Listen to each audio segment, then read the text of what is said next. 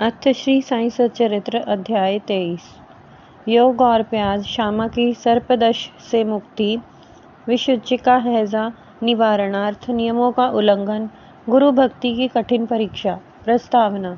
वस्तुतः मनुष्य त्रिगुणमय, तीन गुण अर्थात सत्व रज तम है तथा माया के प्रभाव से ही उसे ऐसा भासित होने लगता है कि मैं शरीर हूँ।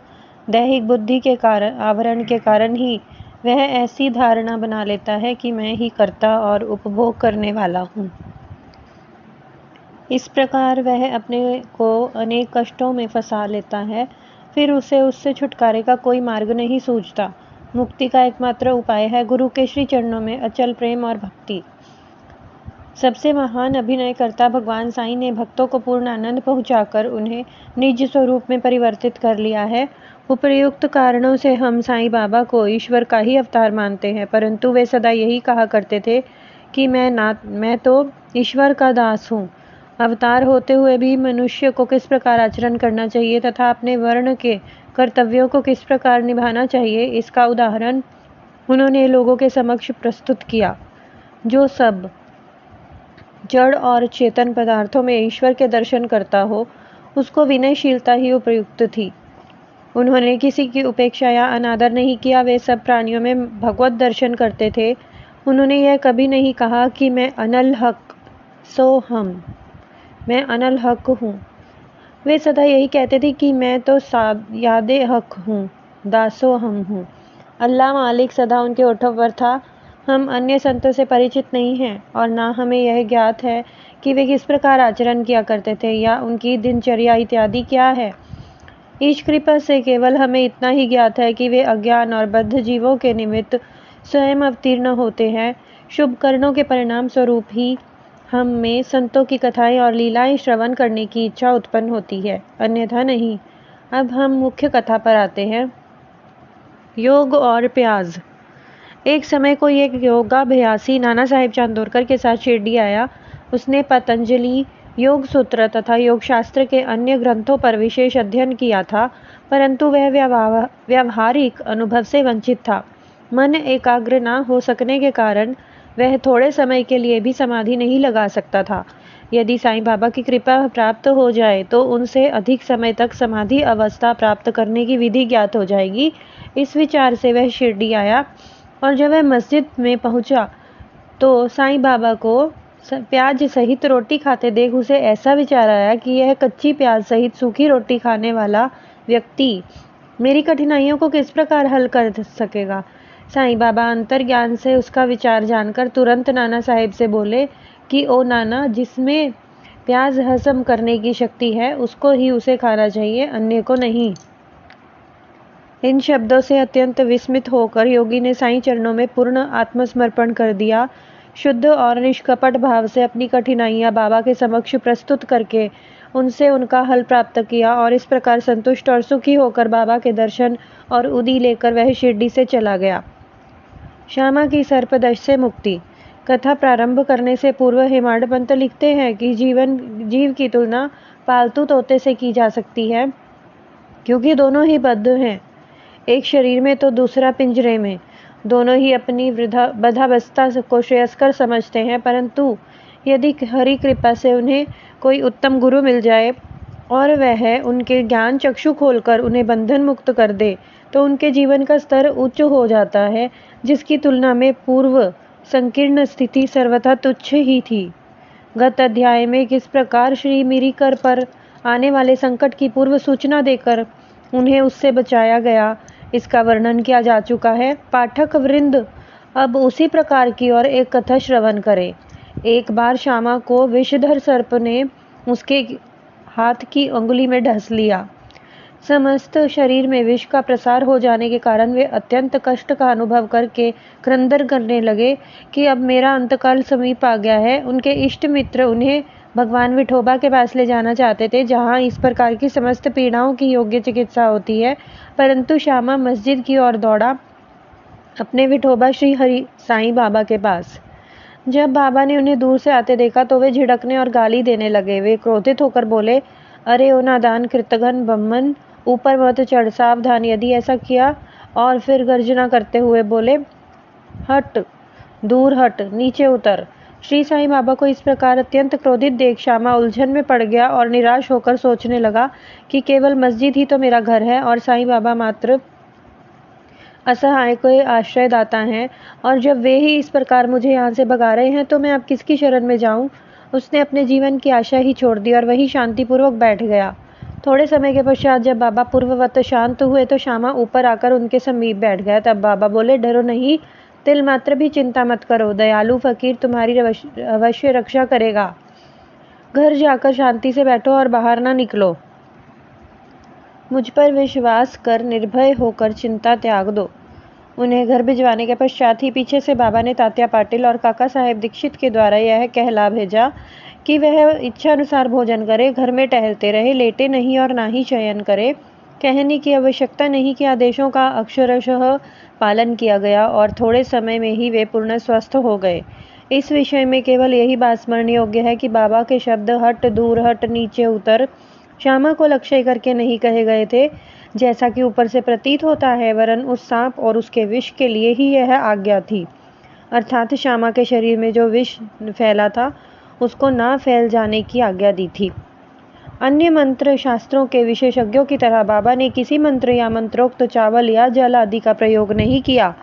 इस कथा और इसी प्रकार की अन्य कथाओं को सुनकर साईं बाबा के चरणों में यह दृढ़ विश्वास हो जाएगा कि यदि माया युक्त संसार को पार करना हो तो केवल श्री साईं चरणों का हृदय में ध्यान करो। हैजा महामारी विषुचिका। एक बार शिरडी विषुचिका के प्रकोप से दहल उठी और ग्रामवासी भयभीत हो गए। उनका पारस्परिक संपर्क अन्य गांव के लोगों से प्राय समाप्त सा हो गया। तब गांव के पंचों ने एकत्रित होकर 2 आदेश प्रसारित किए। प्रथम, लकड़ी की एक भी गाड़ी गांव में नहीं आने दी जाए। द्वितीय, कोई भी बकरी की बलि ना दे। इन आदेशों का उल्लंघन करने वाले को मुखिया और पंचों द्वारा दंड दिया जाएगा। बाबा तो जानते ही थे कि यह सब केवल अंधविश्वास है और इसी प्रकार उन्होंने इन हैजा के आदेशों की कोई चिंता न की। जब ये आदेश लागू थे तभी एक लकड़ी की गाड़ी गांव में आई। सबको ज्ञात था कि गांव में लकड़ी का अधिक अभाव है, फिर भी लोग उस गाड़ी वाले को भगाने लगे। यह समाचार कहीं बाबा के पास तक पहुंच गया। तब वे स्वयं वहां गए और गाड़ी वाले से गाड़ी मस्जिद में ले जाने को कहा। बाबा के विरुद्ध कोई चूं चपाट नहीं कर सकता था। यथार्थ में उन्हें धुनी के लिए लकड़ियों की अत्यंत आवश्यकता थी और इसलिए उन्होंने वह गाड़ी मोल ले ली। एक महान अग्निहोत्री की तरह उन्होंने अब जीवन भर धुनी को चैतन्य रखा। बाबा की धुनी दिन रात प्रज्वलित रहती थी और इसलिए वे लकड़ियां एकत्रित करके रखते थे। बाबा का घर अर्थात मस्जिद सबके लिए सदैव खुली थी। उसमें किसी ताले चाबी की आवश्यकता न थी। गांव के गरीब आदमी अपने उपयोग के लिए उसमें से लकड़ियां ले जाया करते थे, परंतु बाबा ने इस पर कोई आपत्ति नहीं की। बाबा तो संपूर्ण विश्व को ईश्वर से ओतप्रोत देखते थे, इसलिए उनमें किसी के प्रति घृणा या शत्रुता की भावना नहीं थी। पूर्ण विरक्त होते हुए भी उन्होंने एक साधारण गृहस्थ का सा ही उदाहरण लोगों के समक्ष प्रस्तुत किया। गुरु भक्ति की कठिन परीक्षा। अब देखिए दूसरे आदेश की भी बाबा ने क्या दुर्दशा की। वह आदेश लागू रहते समय कोई मस्जिद में एक बकरा बलि देने को आया। वह अत्यंत दुर्बल, बूढ़ा और मरने ही वाला था। उस समय मालेगांव के फकीर पीर मोहम्मद उर्फ बड़े बाबा भी उनके समीप ही खड़े थे। बाबा ने उन्हें बकरा काट कर बलि चढ़ाने को कहा। श्री साईं बाबा बड़े बाबा का अधिक आदर किया करते थे। इस कारण वे सदैव उनके दाहिनी ओर ही बैठाया करते थे। सबसे पहले वे ही चिलम पीते और फिर बाबा को देते, बाद में अन्य भक्तों को। जब दोपहर को भोजन परोसा जाता तब बाबा बड़े बाबा को आदरपूर्वक बुलाकर अपनी दाहिनी ओर बिठाते। तब सब भोजन करते। बाबा के पास जो दक्षिणा एकत्रित होती उसमें से वे 50 रुपये प्रतिदिन बड़े बाबा को दे दिया करते थे। जब वे लौटते तो बाबा भी उनके साथ 100 कदम तक जाया करते थे। उनका इतना आदर होते हुए भी जब बाबा ने उनसे बकरा काटने को कहा तो उन्होंने अस्वीकार कर स्पष्ट शब्दों में कह दिया कि बलि चढ़ाना व्यर्थ ही है। तब बाबा ने श्यामा से बकरे की बलि के लिए कहा। वे राधा कृष्ण माई के घर जाकर एक चाकू ले आया और उसे बाबा के सामने रख दिया। राधा कृष्ण माई को जब कारण का पता चला तो उन्होंने चाकू वापस मंगवा लिया। अब श्यामा दूसरा चाकू लेने के लिए गए, किंतु बड़ी देर तक मस्जिद में न लौटे। तब काका साहेब दीक्षित की बारी आई। वह सोना सच्चा तो था, परंतु उसकी कसौटी पर कसना भी अत्यंत आवश्यक था। बाबा ने उनसे चाकू लाकर बकरा काटने को कहा। वे साठे वाड़े से एक चाकू ले आए और बाबा की आज्ञा मिलते ही काटने को तैयार हो गए। उन्होंने पवित्र ब्राह्मण वंश में जन्म लिया था और अपने जीवन में वे बलि कृत्य जानते ही न थे। यद्यपि हिंसा करना निंदनीय है, फिर भी वे बकरा काटने के लिए उद्यत हो गए। सब लोगों को आश्चर्य था कि बड़े बाबा एक यवन होते हुए भी बकरा काटने को सहमत नहीं है, और यह एक सनातन ब्राह्मण बकरे की बलि देने की तैयारी कर रहा है। उन्होंने अपनी धोती ऊपर चढ़ा फेटा कस लिया और चाकू लेकर हाथ ऊपर उठाकर बाबा की अंतिम आज्ञा की प्रतीक्षा करने लगे। बाबा बोले, अब विचार क्या कर रहे हो? ठीक है, मारो। जब उनका हाथ नीचे आने ही वाला था, तब बाबा बोले, ठहरो, तुम कितने दुष्ट हो। ब्राह्मण होकर तुम बकरे की बलि दे रहे हो। काका साहेब चाकू नीचे करके बाबा से बोले, आपकी आज्ञा ही मेरे लिए सब कुछ है, हम अन्य आदेशों का क्या करें? हम तो केवल आपका ही सदैव स्मरण तथा ध्यान करते हैं और दिन रात आपकी आज्ञा का ही पालन किया करते हैं। हमें यह विचार करने की आवश्यकता नहीं है कि बकरे को मारना उचित है या अनुचित, और ना हम इसका कारण ही जानना चाहते हैं। हमारा कर्तव्य और धर्म तो निसंकोच होकर गुरु की आज्ञा का पूर्ण पालन करने में है। तब बाबा ने काका साहेब से कहा, मैं स्वयं ही बलि चढ़ाने को कार्य करूँगा। तब ऐसा निश्चित हुआ कि तकिए के पास जहाँ बहुत से फकीर बैठते हैं, वहाँ चलकर इसकी बलि देनी चाहिए। जब बकरा वहाँ ले जाया जा रहा था, तभी रास्ते में गिर गया और मर गया। भक्तों के प्रकार का कारण का वर्णन कर श्री हेमाडपंत यह अध्याय समाप्त करते हैं। भक्त 3 प्रकार के हैं, उत्तम, मध्यम और साधारण। प्रथम श्रेणी के भक्त वे हैं जो अपनी गुरु की इच्छा पहले से ही जानकर अपना कर्तव्य मानकर सेवा करते हैं। द्वितीय श्रेणी के भक्त वे हैं जो गुरु की आज्ञा मिलते ही उसका तुरंत पालन करते हैं। तृतीय श्रेणी के भक्त वे हैं जो गुरु की आज्ञा टालते हुए पग पग पर त्रुटि किया करते हैं। भक्तगण यदि अपनी जागृत बुद्धि और धैर्य धारण कर दृढ़ विश्वास स्थित करें, तो निस्संदेह उनका आध्यात्मिक ध्येय उनसे अधिक दूर नहीं है। श्वासोच्छ्वास का नियंत्रण, हठ योग या अन्य कठिन साधनाओं की कोई आवश्यकता नहीं है।